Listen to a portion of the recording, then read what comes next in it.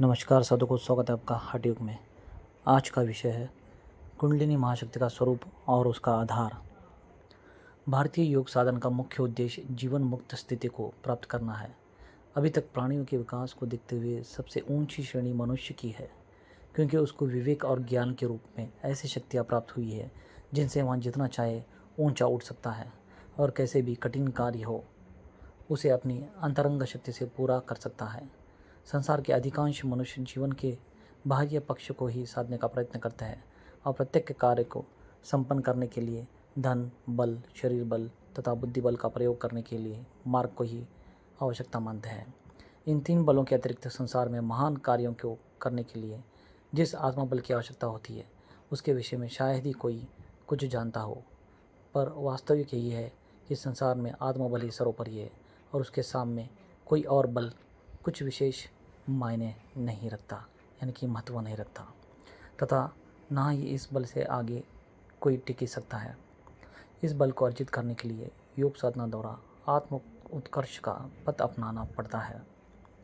जो लोग अपने जीवन ध्येय को प्राप्त करने के लिए अपनी निर्बलताओं को अथवा त्रुटियों को समझकर उनको दूर करने के लिए योग मार्ग का आश्रय ग्रहण करते हैं, वे धीरे धीरे अपनी निर्बलता को सबलता में बदल देते हैं और न केवल सांसारिक विषयों में ही अपने मनोरथों को सफल करते हैं वरन आध्यात्मिक क्षेत्र में भी ऊंचे उठते हैं।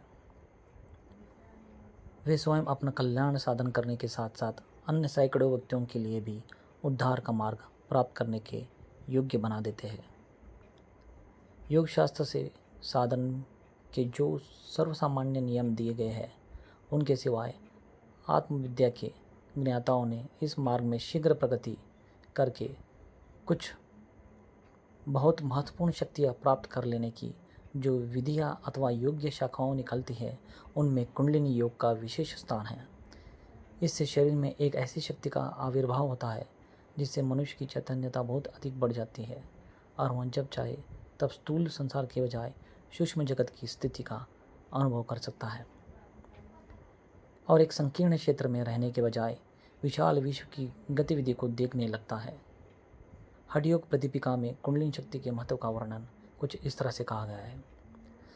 सशोल्यवात्र मात्र विज्ञानम यथाधारोडी विनायकः सर्वेषां योगतंत्राणां तथाधारो ही कुंडलिः सुप्त गुरु प्रसादेन यदा जागति कुंडलिः तथा सर्वांगानि पद्मानि विघन्ते ग्रंथतोड़िति प्राणस्य शून्यपदी तथा राजपतये तदापि चित्तं निरालंबं तदा कालस्य वंचसम तदापि चित्तम निरलम तदा कालस्य वंचनम।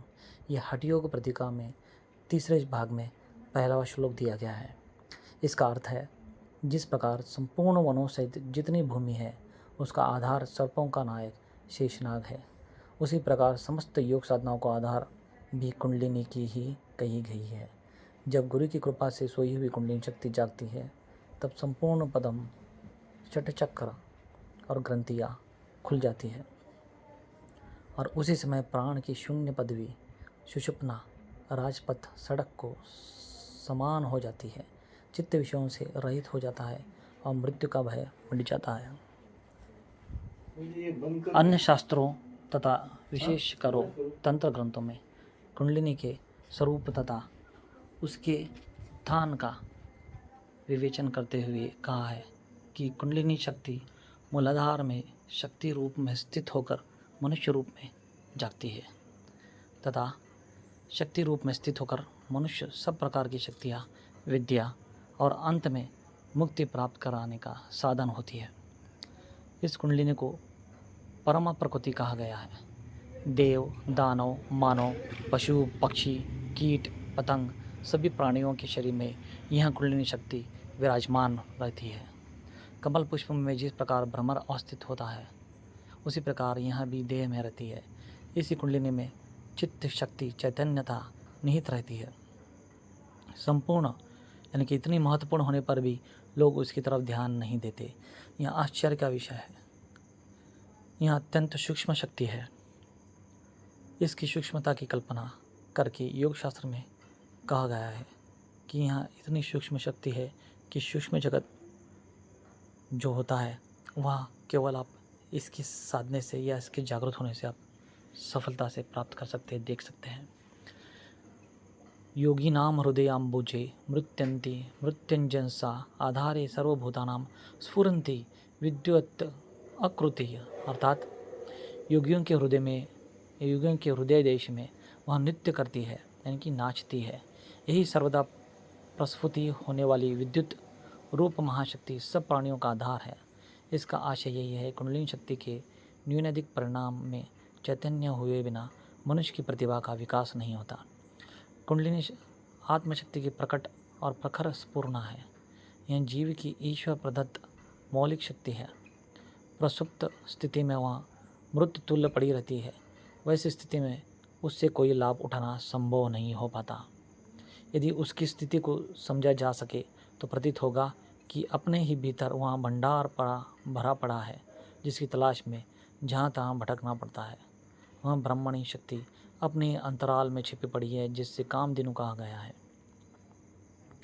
आत्मसत्ता में सन्निहित इस महाशक्ति का परिचय कराते हुए साधना शास्त्रों ने यह बनाने का प्रयत्न किया है कि अपने ही भीतर विद्यमान इस महती क्षमता का ज्ञान प्राप्त किया जाए और उससे संपर्क साधने का प्रयत्न किया जाए। कुंडलिनी परिचय के कुछ उदाहरण इस प्रकार है।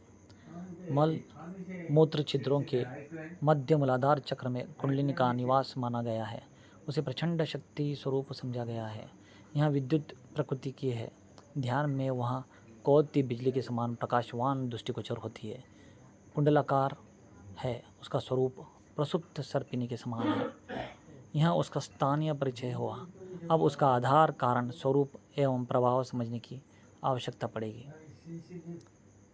बताया गया है कि देखिए पूरा कुंडलिनी शक्ति क्या है, कैसी है, उसकी स्थिति कहाँ है, उसका स्थान क्या है, पूरा बताया गया है कि यह ब्राह्मी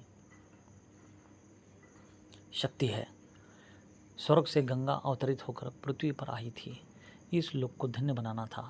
इसी प्रकार यह ब्राह्मी शक्ति सतपात्र साधकों की आत्मसत्ता पर अवतरित होती है और उसे हर दृष्टि से सुसंपन्न बनाती है। कहा गया है, ज्ञेया शक्तिरियं विष्णुर्निर्भया स्वर्ण भास्वरा सत्वं रजस्तमश्चि गुणतत्र प्रसुप्तिका मूलाधारस्थ वन्हात्मते जो मध्य व्यवस्था जीवशक्ति कुंडलाख्या प्राणकारण तेजस्य महाकुंडली निप्रोक्ता पर ब्रह्म स्वरूपिणी। देखिए कुंडलिनी शक्ति के बारे में कितना महत्व यहाँ पर बताया गया है।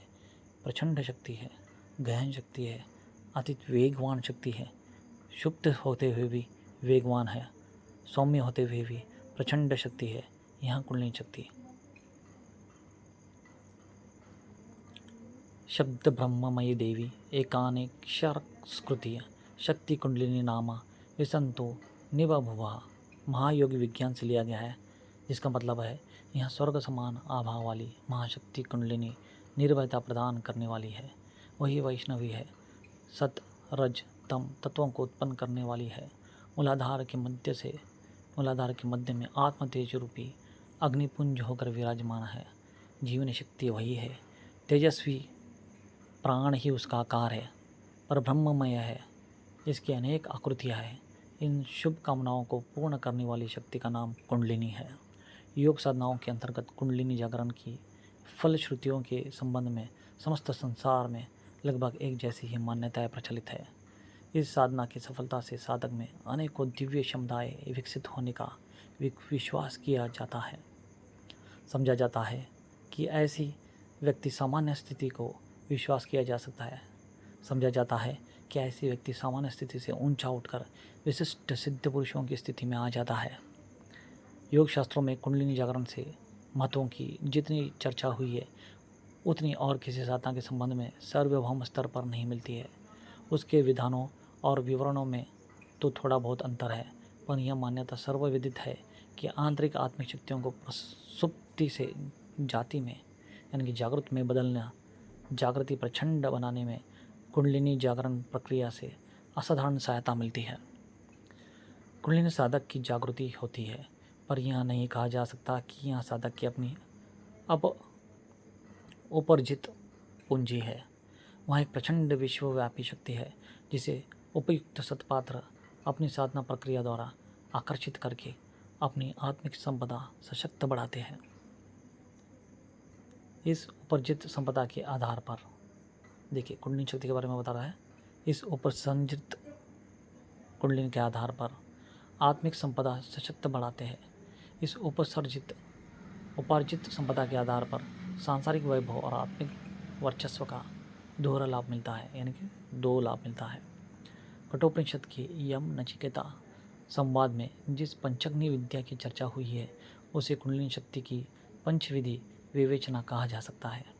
श्वेताश्वर उपनिषद में उसे योगाग्नि कहा गया है। न तस्य रोगो न जरा न मृत्युः प्राप्तस्य योगाग्नि मयम शरीरमा, अर्थात चैनिक योग प्रदीपिका में उसे स्पिरिट यानी कि स्पिरिट फायर नाम दिया गया है। जानू डरफ शरीफे यानी कि शरीखे तंत्रन्वेशी उसे सर्ववत बलयंती सर्पेट नाम देते हैं। बस धन्यवाद।